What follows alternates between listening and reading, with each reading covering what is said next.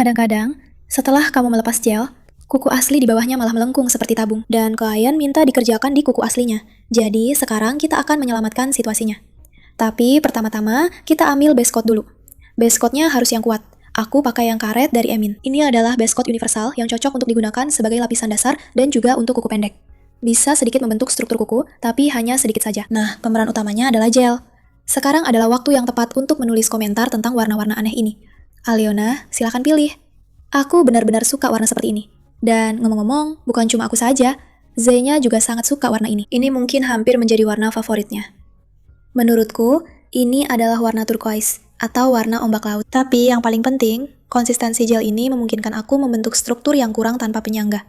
Lebih tepatnya, dinding samping kuku kita. Ini adalah tetesan pertama yang aku buat. Sudah aku keringkan, dan sekarang sedang aku tekan sedikit. Jika setelah pengeringan dan pembentukan seperti ini, kamu merasa volumenya masih kurang, kamu bisa dengan mudah menambahkan satu tetes lagi tanpa penyangga, langsung di atas gel yang sama. Di sini aku sudah mengambil kuas tipis dan menambah volume yang kurang. Aku mengeringkannya lagi, dan sekarang dengan kuas gel, aku mengoleskan di seluruh tepi lempeng kuku kita. Aku membuat lapisan basah atau fondasi tempat semuanya akan menyebar. Selanjutnya, kita letakkan setetes gel.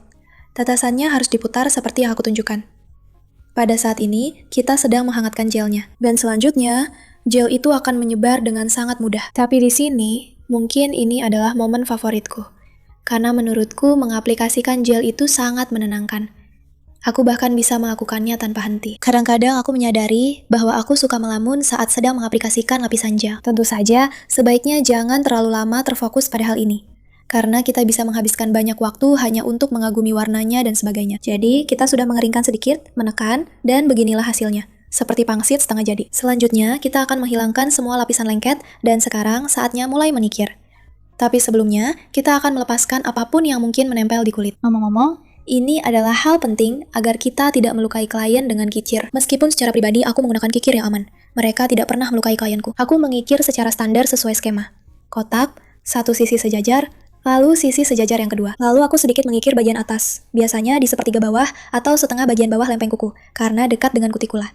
Bagian itu sama sekali tidak perlu dikikir. Kikir dengan grit 180. Dan harus berbahan dasar busa. Ini benar-benar kikir favoritku untuk mengikir, karena kikir yang keras itu tidak nyaman digunakan. Sekarang bagian paralel. Lihat, bagian ini harus dihilangkan. Dan penting untuk tidak mengangkatnya atau mengikirnya habis. Jadi, mengikirnya harus sedikit demi sedikit, sambil sesekali diperiksa. Ketika aku sudah merasa semuanya pas, aku bisa lanjut ke tahap desain. Aku sudah selesai mengikir di sini. Kuku sudah siap. Sekarang ambil dua warna, putih dan ungu seperti ini, dengan shimmer halus. Selanjutnya, dilema memilih dan mencari kuas. Aku selalu kehilangan kuas yang paling dibutuhkan di gelas ini. Akhirnya aku menemukannya. Aku punya kuas dari bulu alami, dan aku mengambil gel polish putih yang sedikit diencerkan dengan top coat. Ini diperlukan agar aku mendapatkan efek semi-transparan. Aku sudah mengeringkannya, lalu aku tambahkan warna putih yang lebih pekat. Nah, mungkin beberapa dari kalian sudah menebaknya. Kalau masih belum tahu, kita sedang menggambar awan. Ya, awan seperti ini di atas latar biru Tosca. Kami berpikir ini seperti suasana menjelang fajar di sekitar sana. Sebelum matahari terbit, awan biasanya berwarna seperti ini. Kita tambahkan sedikit warna ungu yang tadi sudah saya tunjukkan di awal. Lalu tambahkan sedikit putih, hanya untuk memberi volume. Ini sangat mudah sekali. Dan di sini kamu tidak perlu lulus dari sekolah seni untuk bisa melukisnya. Saya sudah menajamkan stik kayu jeruk dan mulai membuat titik-titik, yang nantinya tentu saja akan menjadi bintang-bintang sebelum fajar. Maksudnya, bintang-bintang terakhir yang muncul sebelum pagi tiba. Sebenarnya menggambar bintang-bintang itu tidak terlalu sulit. Yang terpenting adalah punya kuas tipis seperti punyaku ini. Lalu, cukup tarik garis-garis kecil dengan kuas tipis itu. Tapi satu hal saja. Di bawah kamera, tentu saja, hasilnya tidak selalu seperti yang diinginkan. Tapi secara keseluruhan, kesan dari desain seperti ini akan keren banget. Sekarang aku akan lanjut ke tahap lapisan dengan top coat. Di sini aku pakai top coat anti vandal dengan kuas bening favoritku. Dan sebentar lagi aku akan tunjukkan hasil akhirnya ke kalian. Ngomong-ngomong, aku nggak meratakan dengan top coat, cuma melapisi saja. Dan inilah kuku kita dengan awan-awan di langit berbintang yang ringan dan menyenangkan sudah jadi. Manikur hukah yang cepat dan sederhana. Bisa dikerjakan hanya dalam waktu sekitar 1 jam 15 menit, 1 jam 20 menit, kurang lebih, tergantung jenis kukunya.